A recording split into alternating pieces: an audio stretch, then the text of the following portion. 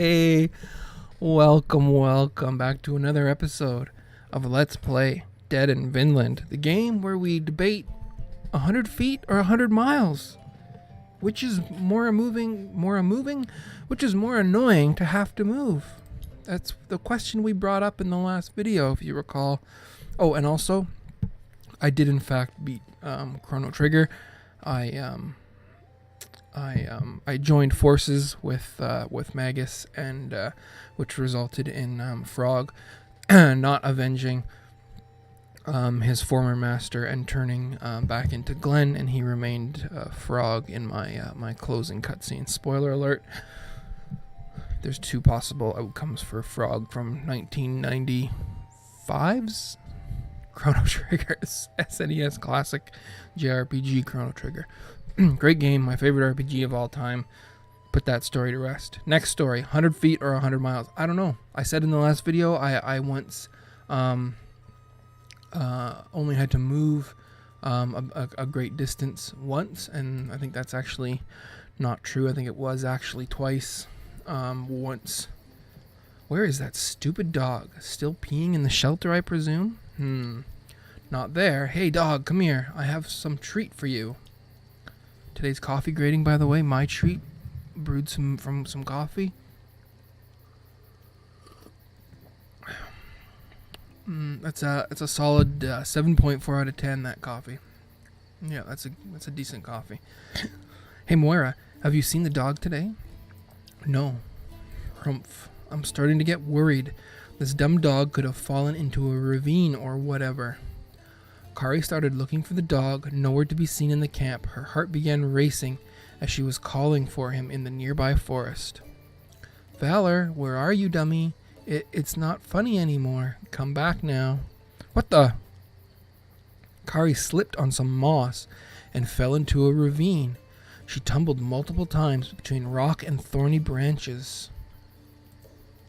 She suddenly got stopped by a large tree trunk, which then fell onto her legs. She fainted from the pain, and once she recovered her senses, she soon found out that one of her legs was stuck under the trunk. By the gods, my entire body is aching, and my leg... Arrgh. Nothing to be done. I'm fucking stuck under this damn tree, and my leg must be broken. Great. Ooh, a fractured leg. Don't tell me that how I'm going to die. Oh, hell no. Odin, you can't do this to me. What the? I saw something move over there. Could it be wolves? If they notice me, of course they did. They're coming. Oh, it's this little Valor. Woof woof. Valor, don't attack them. You'll die. At Kari's great surprise, the dog attacked and repelled the wolves with frenzied barks, bites, and claws. Wow, good job. You're a good boy. Good boy. Woof. Come here, my little... And of course he left. Great. I won't be eaten by wolves. I'll just die here from starvation in a couple of days instead. Perfect. Time passed. Kari soon fell asleep as she was cursing the gods and her fate. Then she felt something viscous on her cheeks. Woof woof. You're back again? That's nice, but... Bloodwet. Kari, is that you over there? Mom, Dad, here. You went back to the camp and led them here? You did that, my good doggy? Woof, pant, pant, pant. Ah, stop licking my face, you dummy, you're the best. Bloodwed freed Kari from the tree trunk, and Eirik carried her back home. They also took the wolves' corpses with them. Holy jeez, so we got a ton of meat. Oh. Pelts? Oh, that's really nice. Everyone was relieved, and Kari enjoyed telling again and again the story of the brave dog who fought a pack of giant wolves and rescued her. Their bond would last forever. Doggy special bond. That's sweet. So yeah, 100 feet, 100 miles. When I moved out of small town Canada to small city Canada, it was for school. I don't really consider that a move, you know. That was like obviously like quite literally was a move, but I mean, I had such a small amount of things. You know what I mean? Like a couple pairs of clothes, a little bit of clothing, you know, no real dishes, no furniture, no, the biggest thing I had was like a little bar fridge, you know, simple bed sheets, like a towel, you know, basically nothing. Then we were down there for a couple years, kind of built more of a traditional home inventory of things. And then when we moved back to small town Canada, when school was over, that was more of a big move. I consider that to be the big long distance move. It was like about a 12-13 hour drive at the best of times, and moving 2 vehicles and a trailer full of stuff. You know, it was considerably longer. But we did it, and I remember packing for that trip. It was a apartment, but it was like there was 2 houses on kind of like the same property. Each house had like 2 levels, and there was like a household in each level kind of thing. So it was like, and so it had this little parking lot that kind of went. We'll take the accurate. No, we want the crit, right? Yeah, crits for Kari. So it was like this little parking lot area where we put the trailer in, and I was on a fairly busy street, so there's lots of activity. And I get kind of worked up in those kinds of situations where it's like, oh my God, there's all this activity going on, and are we in the way, and are people are looking, and I get easily aggravated like that. And so I remember very distinctly that time, and building the structure in the trailer in order to accommodate all our junk.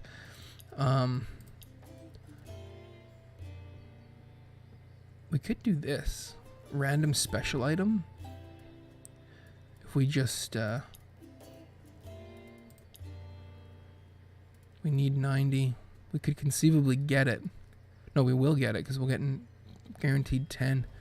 We'll send him out for that special item deal in this afternoon's interval, I think. Would be a decent choice. How are these doing?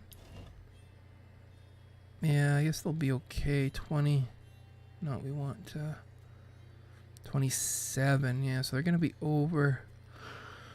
For sure they'll be ready. Oh, God, excuse me. I shouldn't be this tired. I had a decent sleep. This is day 2 of my my official retirement. Where's Tomo? Tomo? What are you doing over there, silly goose? We need to continue banging out that stone. Yeah, I mean, get more water, I guess, sure. But again, I guess, yeah, the real story here has to be burning through the map, right? I was trying to run some math through my head the other day, and it's like, we got through, I think, 1 location and got stuck by this. No, wait, did we not? Wait. We did this in the video, did we not? Oh no, don't tell me we didn't save. No, we definitely saved.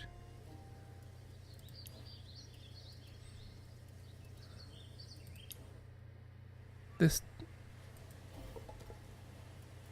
No. Where's the one with the balls? I'll have to go back and look, I guess. Huh. That's unfortunate. I'm sure we did. Anyway, my point is, we're going to have to go through, and I wanted to clean up the map, and that's going to take a long time at this pace. So what I'm thinking is we'll burn through a lot of these simple ones. Maybe that one's not so simple, but like the sheep, the seaweed, and we'll just kind of take a look here. The beach is full of seaweed, gathered in large bands by the waves. Coffee time? Yeah. Judging by their position, you figure out it is currently high tide, although from the looks of it, it won't be for long. Wait for low tide. Sure. I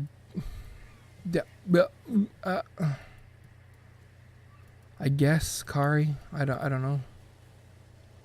Who knows what treasure is hidden in the sand? You wait on the beach for the water to withdraw. Exploration. You're surprised by how fast the water withdrew. From now, you'll be wary of quicksands. You grab your weapon and use it as a tool to probe the sand. On your way, you see a few fish caught unaware by the tide. You were picking some up when you noticed the debris of a hull between sharp rocks.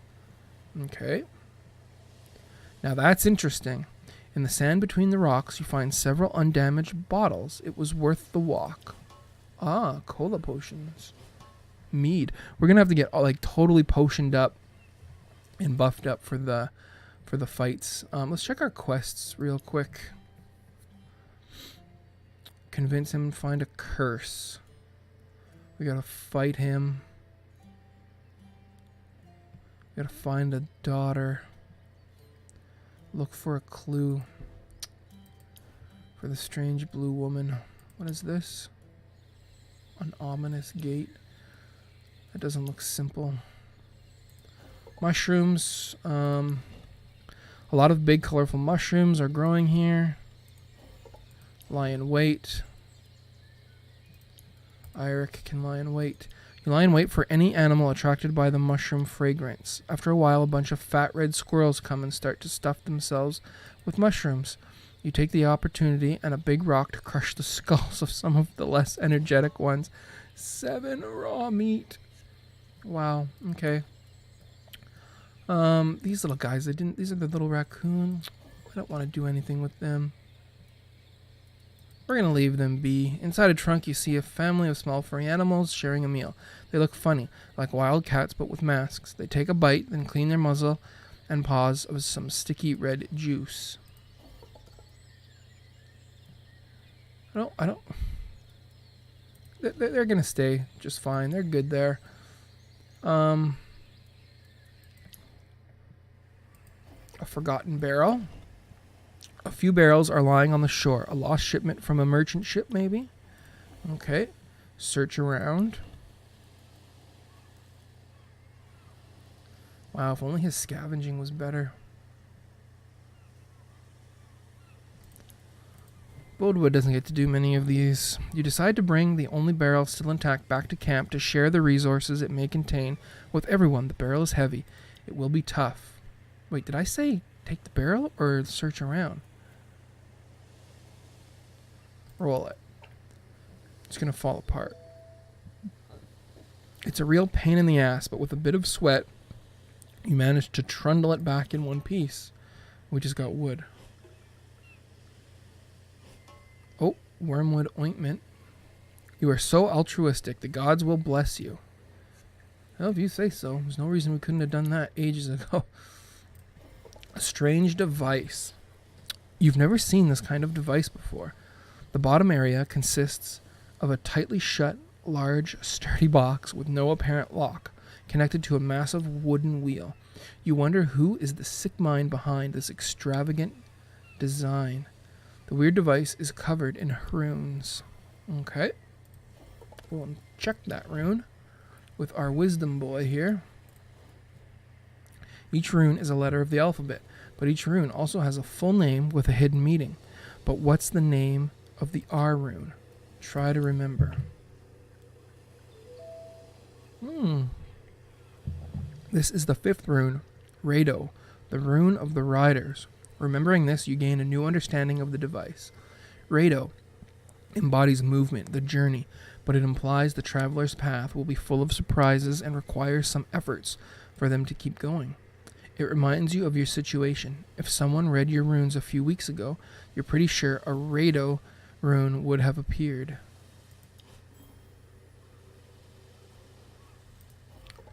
Okay. Examine the mechanism. We don't have very much intelligence. That's interesting. You check the pivot pole to see if something is jammed. You squat and check the bottom of the pole where it connects with the gear of the machine. Surprisingly, you don't see anything blocking the machine at the bottom of the pole. As you stand up, you notice markings on the pole itself. Check the markings. Markings? No. Looks like grooves. You follow one to the top and notice little wooden bars filling the space. They're attached to the wheel. It seems pretty clear for you, especially knowing what the rune means. You have to make the wheel journey through the grooves of the pole. You just need to remember the right way to follow. Easier said than done. The pattern is a mess of wait. Now that you think about it, the map is not that difficult to read. You realize there are 6 grooves, 1 per wooden bar, all symmetrical. I have totally lost the description of this device. I'm sorry. You just need to follow one to find the right way. Clockwise, anti-clockwise, clockwise again, and down. It's as if you were retracing the rune, starting from the bottom right corner. Okay. Turn the wheel. Look at the teamwork here, eh?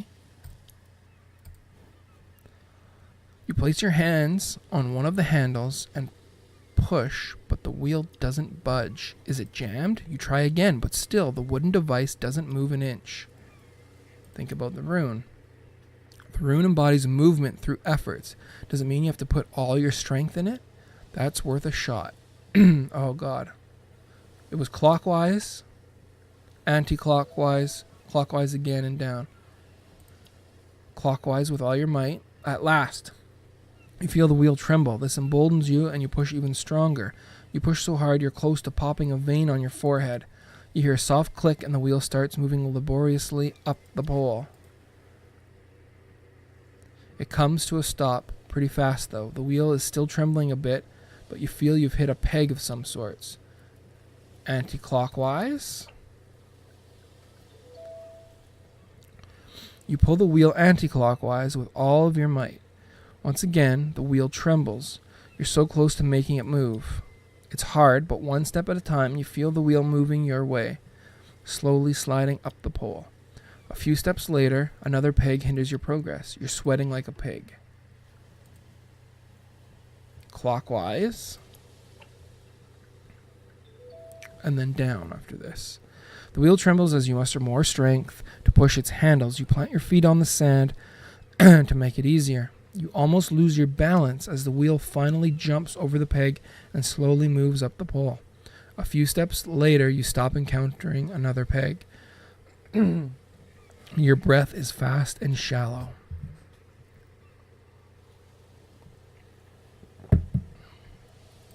Push down. Now, if your guess is right, you just need to push the wheel down. Being exhausted, you decide to use your weight to help. You jump on the handle you were pushing moments ago and hear a crack. Oh no, you broke it, didn't you? You prepare yourself to fall, but it doesn't happen. Instead, you feel the whole wheel sliding down the pole. Did you do it then? A small click answers your question. You risk... oh my gosh, sorry about that. You risk yourself stepping away from the wheel. A small trap has opened where the rune was carved. Inside are mead and a golden bead made of an unknown alloy. As you retrieve both mead and bead, you hear another soft click from inside the trap. These beads are everywhere. Riddle solver. Then the whole machine trembles in an ominous way. You swiftly remove your hand as the strange device crumbles on itself. You salvage what you can and leave with resources, something to drink, your fatigue away, and the proof you've solved the runic puzzle. This was quite a full day. Oh, that's interesting. I remember the days when we would have killed to have 3 rope. So the southern peninsula is basically cleared out except for this strange blue lady.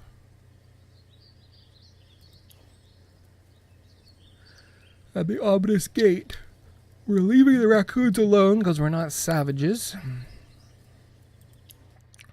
I was thinking too what we could do just to clear the map. How many sheep do we have? 1, 2, 3, 4 more sheep. What we can do is straight. We won't touch the raccoons, but we what I was thinking was we could just slaughter our sheep, replace them, and slaughter just to clear the map, you know?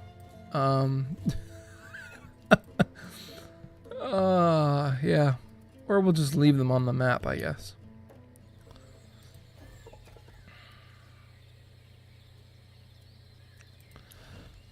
You find a bunch of bones coming from humans and animals. Despite the visible mess of the pile, you feel like there's a certain logic, a meaning in their position, as if someone had carefully piled them up one by one to get this precise result. Could this be some sort of grave or an offering?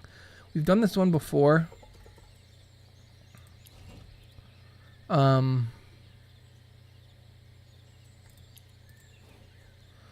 You look around to find out if there's something else besides the pile, but you only see trees surrounding you.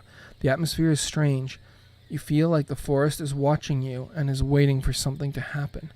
You know it has something to do with the pile of bones. You can feel it. But strangely, those bones stimulate an anxiety you can't explain. And we offered the bone. We placed the bone because we didn't want to do anything weird, but when we were at it was a time when we were bone starved. And I mean, we are still kind of bone starved, but we have a way of accumulating new bones, albeit slowly. So I think like we can afford to go down to 6 bones just to clear this from the map. That's my big concern right now, is a clean map. Look around my house and it's disgusting, but I'm really keyed up and keen to have a clean map in Vinland here. You know, I hate spam emails. I'm looking at my phone right now. I hate spam emails so much. We're going to place a bone, and it's going to be the wisdom-filled Angelico. Place a bone on the pile with care. You want it to perfectly fit with the other bones. Once that's done, you feel better, lighter. Bones blessing.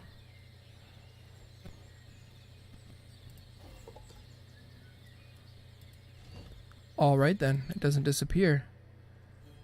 Okay.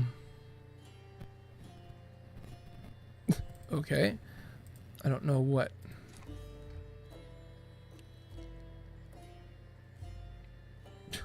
That's so strange. It's just, I love that there's a lot of things like, but when they're just so strange like that, I'm just very, very shocked. So Kari needs a fractured leg healed, right? What's your deal, Kari? Yeah, fractured leg. We might be able to just do it the old-fashioned way. Got 17 of these things. Let's check and make sure it's doable. 40% chance. Come on now. There we go. God. Okay. What is this? Apply on a wound. The worms will clean the flesh. Interesting. Well, we made some progress. We're pretty much cleared out here. There's the blue guy up here. I think he will come and deal with the blue lady. Or the information that we need to deal with the blue lady will come from him. We'll have Angelico look at the ominous gate, and that will really clear out the southern tip in the next video. I didn't get to finish my story about moving, though. I feel like I've cheated you guys. So much reading. I'll try and keep on track for the next video, and we'll move through that story. Until then, though, thanks very much. See you soon.